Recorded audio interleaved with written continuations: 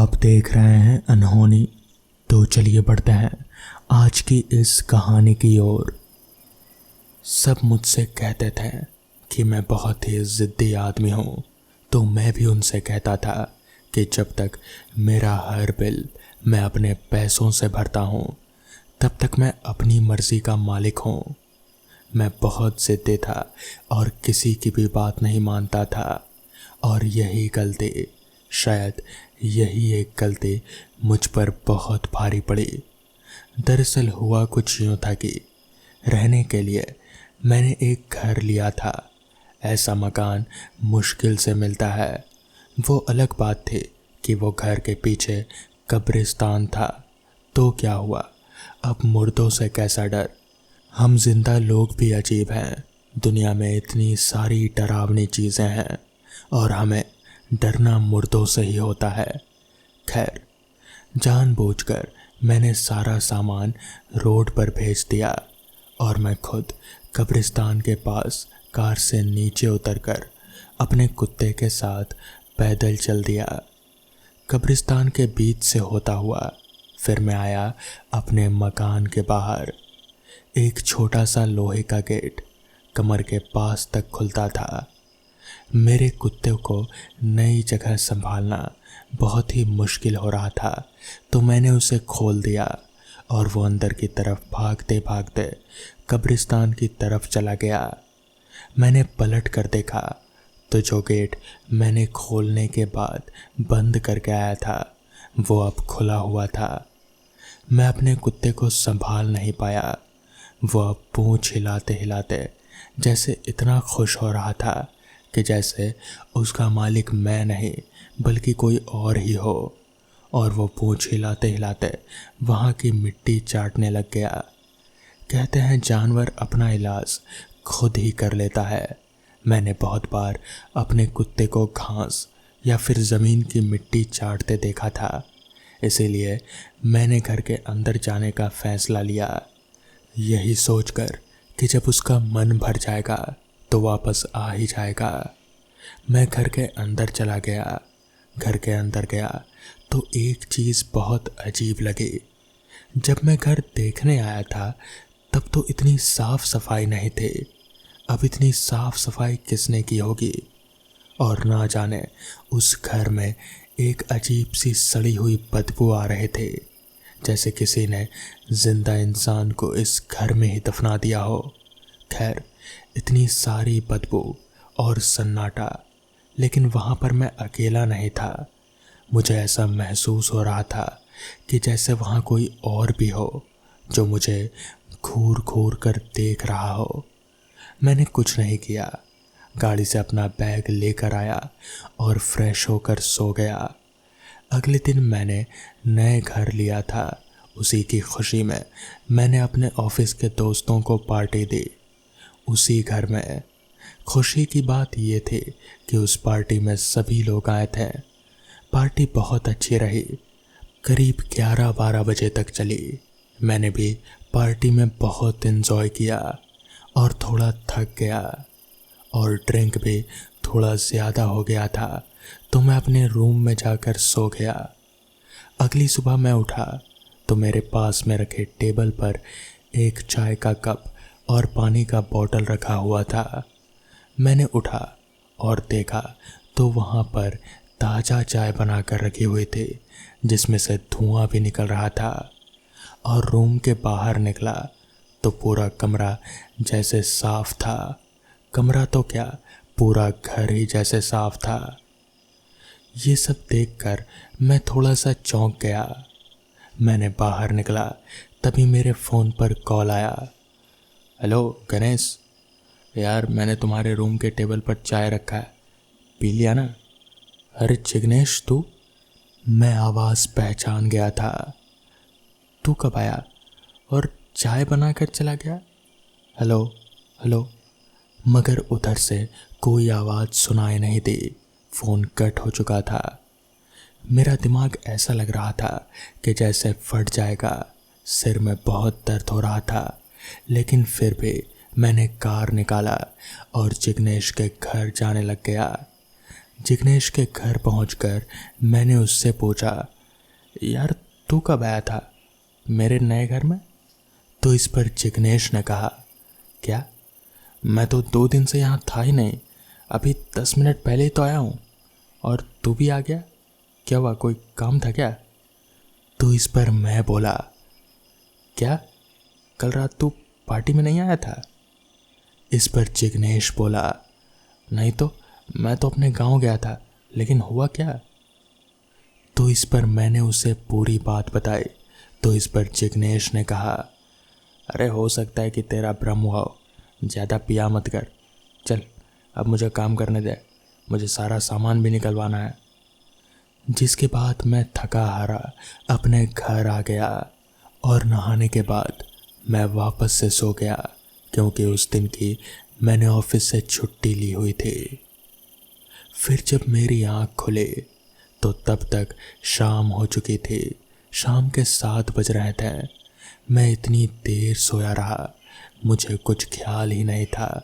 शायद मैं काफ़ी थका हुआ था, इसी वजह से मैं ताज़ी हवा खाने के लिए थोड़ी देर बाद छत पर गया तो मुझे वहीं पर कब्रिस्तान के पास एक लड़की दिखी। वो वहीं पर टहल रहे थे। उसे देखकर मैं थोड़ा सा घबरा गया कि भला रात गए कब्रिस्तान में ये लड़की कर क्या रही है। मैं थोड़ा डर गया और अपने कमरे में जाकर बैठ गया। तभी दरवाजे पर खटखट की आवाज़ आने लगी। मुझे समझ नहीं आ रहा था कि आखिर इस सुनसान जगह पर मुझे तो कोई जानता भी नहीं, तो फिर यह आवाज़ किसकी है? आखिर दरवाजे पर है कौन? कहीं वो कब्रिस्तान वाली लड़की तो नहीं आ गई? लेकिन 3-4 बार दरवाजे पर दस्तक होने के बाद वो बंद हो गई। मगर तभी फिर से मेरे फ़ोन पर कॉल आया। मैंने कॉल उठाया तो उधर से आवाज़ आई, गणेश दरवाजे पर देखो, एक लड़की आई है, ज़रा खोल कर देख लो, वो ठीक तो है ना? इस बार मैं थोड़ा गुस्से में बोला, कौन हो तुम? क्यों परेशान कर रहे हो? तभी फ़ोन से आवाज़ आई, अभी तो बस शुरुआत है, आगे आगे देखो क्या होता है। तो इस पर मैं बोला, मैंने तुम्हारा क्या बिगाड़ा है जो मुझे परेशान कर रहे हो? Hello hello. लेकिन फ़ोन से उधर से कोई आवाज़ नहीं आई कि तभी मेरा जो कुत्ता था उसके भौंकने की आवाज़ आने लगी। डर की वजह से मैं कमरे से बाहर नहीं निकल पाया। मुझे बहुत ही डर लग रहा था। मैंने एक सिगरेट निकाली और जलाकर पीने लग गया। तभी फिर से आवाज़ आई, इधर भी देना भाई। लेकिन इस बार कमरे के अंदर से आवाज़ आ रहे थे और वो कोई और नहीं बल्कि एक लड़की की आवाज़ थी। मैं कमरे से बाहर निकलने लगा, लेकिन दरवाज़ा खुल ही नहीं रहा था। बहुत कोशिश करने के बाद आवाज़ आई, थक गए इतनी कोशिश में? तो इस पर मैं बोला, कौन हो तुम लोग? क्या क्या चाहते हो मुझसे? तभी अचानक मेरे सामने वहाँ पर एक लड़की आकर खड़ी हो गई। मैंने उसे देखा तो मैंने उसे पहचान लिया। ये वही कब्रिस्तान वाली लड़की थी, मगर इस बार उसका चेहरा कुछ अजीब सा बदला हुआ था। उसके सिर से जैसे खून बह रहा था। ऐसा लग रहा था कि जैसे ताज़ा खून हो और उसके सिर पर किसी चीज़ से वार किया गया हो। ये सब देखकर मेरे हाथ पैर थर थर कांपने लगे और मैं वहीं पर बेहोश हो गया। अगली सुबह जब मेरी आँख खुली तो मैं वहीं पर पड़ा हुआ था। मैं अपने कमरे से बाहर निकला तो देखा कि मेरा जो कुत्ता था वो मेन गेट पर मरा पड़ा हुआ था। उसका शरीर पूरा फटा हुआ था, जैसे किसी ने उसके पूरे शरीर को चीर दिया हो। मैं बहुत रोया क्योंकि मेरा वो कुत्ता मेरे साथ बहुत सालों से था। मैं समझ गया कि ये कोई और नहीं बल्कि वो लड़की ही कर रहे थे। मैं झट से अपने कार में जाकर बैठ गया और स्टार्ट करने लग गया, लेकिन मेरी कार स्टार्ट ही नहीं हो रहे थे। मैं अपनी जान बचाने के चक्कर में कार वहीं पर छोड़ा और पैदल ही भागना शुरू कर दिया। सुबह से शाम हो गई, लेकिन मैं भागकर बार बार वापस से उसी घर के पास आ जा रहा था। मैं समझ चुका था कि मेरा यहाँ से भागना बेकार है। मैं समझ चुका था कि अगर यहाँ से निकलना है तो हिम्मत से काम लेना पड़ेगा। मैं वापस से घर के अंदर आ गया, तभी वही लड़की की आवाज़ आई, वापस आ गए? तो इस पर मैंने कहा, देखो तुम कौन हो मैं नहीं जानता, बस मुझे जाने क्यों नहीं दे रही? मुझे जाने दो, इस घर को तुम रख लो, लेकिन मुझे जाने दो। लेकिन उधर से कोई आवाज़ नहीं आई। मैं रोने को हो गया था। मैं अपना फ़ोन निकाला किसी से मदद मांगने के लिए, लेकिन मेरे फ़ोन में नेटवर्क ही नहीं था। मैं थक हार कर अपने रूम में चला गया और फिर मैं वहाँ जाकर सो गया। हालांकि नींद तो आ नहीं रहे थे, मगर किसी तरह से फिर नींद आ ही गई। मैं सुबह उठा तो मैं बहुत ही भूखा था। रात से मैंने कुछ नहीं खाया था, ना ही खाने पीने की कोई चीज़ अपने कमरे में थी। तो फिर मैंने सोचा क्यों ना बाहर निकल कर देखा जाए, हो सकता है कि कुछ खाने को मिल जाएगा। फिर ना जाने क्यों मैं टहलता हुआ घर से बाहर निकला। मन बहुत भारी सा लग रहा था, अजीब सा लग रहा था। मैं सोचे हुए था उन अजीबोगरीब चीज़ों के बारे में जो मेरे साथ हो रहे थे, कि आखिर उस घर में क्या है। वो चीज़ पहले से थी या फिर उस रात मेरा कुत्ता कब्रिस्तान से इस चीज़ को अपने साथ ले आया था। मैं इसी उधेड़पुन में चलता हुआ न जाने कब कब्रिस्तान के पास पहुंच गया। कुछ पता ही नहीं चला कि तभी आवाज़ आती है, जनाब अगर मैं गलत नहीं हूँ तो आप ही हैं 45 नंबर बंगले पर। मैंने पलट कर देखा तो ठीक ठाक दिखने वाला एक आदमी था। मुझे पुकार कर सिगरेट का कश खींच रहा था। उसने मेरी तरफ भी बढ़ाया, लेकिन मैंने उसे मना कर दिया। जान न पहचान पता नहीं ये कौन है। मैंने उनसे पूछा, हाँ मैंने ही खरीदा है उस मकान को, लेकिन आपको कैसे पता? उसने एक लंबा सा कश खींचा और फिर कहा, सर अपना चेहरा तो देखिए, परेशानी साफ दिख रही है। क्या हुआ, बच्ची दिखी या फिर उसकी माँ? मुझे तो ऐसा लग रहा था कि किसी ने बिजली का झटका दे दिया हो। ये सुनने के बाद मुझे बहुत ही डर सा महसूस होने लगा। मैंने पलट कर ही उससे सवाल पूछ लिया, आपको कैसे पता चला कि उस घर में माँ और बेटी रहती है? क्या इससे पहले भी हुआ था ये सब? उस आदमी ने सिगरेट फेंका और एक लंबी सी सांस लेते हुए उसने कहा, उसने बताना शुरू किया कि पहले वहाँ पर डिकोस्टा फैमिली रहा करते थे। कुछ सालों पहले एक रात घर की साफ सफाई करते वक्त डिकोस्टा को एक चिट्ठी मिली। पता चला कि उसकी जान से प्यारी बेटी टीना उसकी नहीं बल्कि डिकोस्टा की पत्नी और उसके बॉयफ्रेंड सूरज की बेटी थी। डिकोस्टा चिट्ठी पढ़कर जैसे पागल हो गया हो। डिकोस्टा फिर अपनी पत्नी का पीछा किया तो पता चला कि उसकी पत्नी और सूरज के बीच में कुछ चल रहा था। डिकोस्टा ने अपनी पत्नी से भागकर शादी की थी।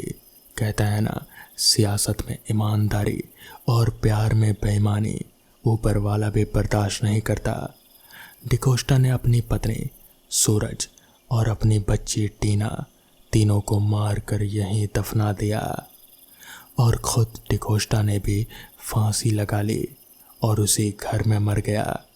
तब से यहाँ उन चारों की आत्माएं भटक रही है। इस कहानी को सुनकर मेरी आंखों के आगे जैसे अंधेरा ही छा गया। मैंने ज़्यादा कुछ नहीं कहा, मैंने बस इतना ही कहा, आपको इतना सब कैसे पता है? उस आदमी ने मुस्कुराते हुए जवाब दिया, सर मैं यहीं पास ही में रहता हूँ, और वैसे भी अगल बगल की खबर तो रखनी ही पड़ती है ना। आप भी चले जाओ यहाँ से, नहीं तो आपका भी वही हश्न होगा। लेकिन यहाँ से बाहर कैसे जा सकते हैं? ये तो जैसे भूल भुलैया जैसा है, मैं वापस इसी जगह पर आ जाता हूँ। तो इस पर वो आदमी हंसते हुए बोला, सब शक्तियों का कमाल है, आप इसी रोड को पकड़कर चले जाओ, और हाँ, भगवान का नाम लेते ही जाना, भूलिएगा मत भगवान का नाम लेना। और फिर हाँ, वो जो चाय आपके टेबल पर रखी हुई थी वो डिकोस्टा बना कर गया था। मैं शुक्रिया बोलकर आगे बढ़ा। मैंने सोचा कि क्यों ना एक बार उनसे उनका नाम पूछ लिया जाए। इतनी बातचीत हो गई तो नाम पूछना तो बनता ही था। मैं बिना पलटे ही चलते चलते उनसे पूछा, अरे भैया अपना नाम तो बता दीजिए। तो इस पर वो आदमी हंसते हुए बोला, मेरा नाम क्रिस्टोफर डिकोस्टा। ये सुनकर तो मेरे पैरों तले की जैसे ज़मीन ही खिसक गई। मेरे कदम वहीं पर रुक गए और थरथराने लगे। मैंने किसी तरह पीछे मुड़कर देखा, मगर वहाँ पर अब कोई आदमी नहीं था। मैं वहाँ से जैसे ही उसने बताया था मैंने वैसा ही किया, भगवान का नाम लेते हुए बस वहाँ से भागते भागते किसी तरह से मेन रोड पर आ गया और वहाँ से लिफ्ट लेकर वापस मुंबई चला गया। फिर मैं वहाँ कभी नहीं गया, उस मौत के जाल में। तो दोस्तों, ये थी आज की कहानी। अगर आपको ये कहानी पसंद आई हो तो वीडियो को लाइक और चैनल को सब्सक्राइब करना ना भूलें।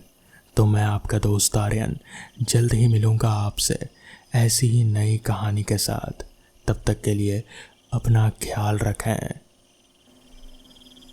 उस रात जब मैं अपनी साइकिल लेकर फैक्ट्री से वापस घर जाने के लिए निकला तो वक्त काफ़ी हो चुका था। रात का अंधेरा पूरे आसमान को घेर चुका था। उस रात आसमान पर चांदनी भी कहीं नज़र नहीं आ रहे थे। शायद वो अमावस की काली रात थी। मैंने ज़्यादा कुछ सोचे समझे बगैर साइकिल लिया और वापस घर की ओर आगे बढ़ने लगा। रास्ते पर मेरे अलावा और कोई शख्स नज़र नहीं आ रहा था, और ऐसा हो भी क्यों ना, क्योंकि अभी वक्त हो रहा था रात के 10 बजे का, और रात 10 बजे तक तो हमारा गांव पूरी तरह से जैसे खाली ही हो जाया करता है। ऊपर से ये रास्ता, इस सुनसान रास्ते पर तो ना कोई घर है और ना ही कोई दुकान। ना जाने कितने ही लोगों ने मुझे मना किया था कि अगर ज़्यादा रात हो जाए तो कारखाने में ही रुक जाना, मगर मैं नहीं माना। मुझे तो अपना घर ही पसंद है, इसलिए मैं इतनी रात गए भी अपनी साइकिल लेकर घर की तरफ आगे बढ़ रहा था। ठंड का मौसम था और कहीं ना कहीं साइकिल चलाते हुए मेरे हाथ कांप रहे थे। सर्दी से मेरी नाक बह रही थी, मगर फिर भी जैसे तैसे मैं आगे बढ़ रहा था। ठंडी हवा के झोंके जब चेहरे से टकराते तो ऐसा महसूस होता जैसे कोई बर्फ़ फेंक कर मार रहा हो, मगर फिर भी मैं आगे बढ़ने लगा और तेजी से पेडल मारते हुए साइकिल चलाए जा रहा था। अभी मैं आगे बढ़ ही रहा था कि तभी अचानक मुझे ऐसा महसूस हुआ कि जैसे अचानक से मेरी साइकिल का वज़न बढ़ गया हो। मगर ऐसा कैसे हो सकता है? अचानक ही साइकिल का वज़न कैसे बढ़ सकता है? मैंने सिर झुकाकर आगे के चक्के पर नज़र डाला तो आगे का चक्का बिल्कुल ही सही सलामत था। हवा भी भरपूर थी जिससे मैं अपने घर तक पहुंच सकता था। और मैंने सिर घुमाकर जैसे ही पिछले चक्के को देखना चाहा कि मेरा दिमाग जैसे सुन्न सा हो गया। मेरे पैरों तले ज़मीन ही खिसक गई, क्योंकि मेरी साइकिल के पीछे एक आदमी बैठा हुआ था।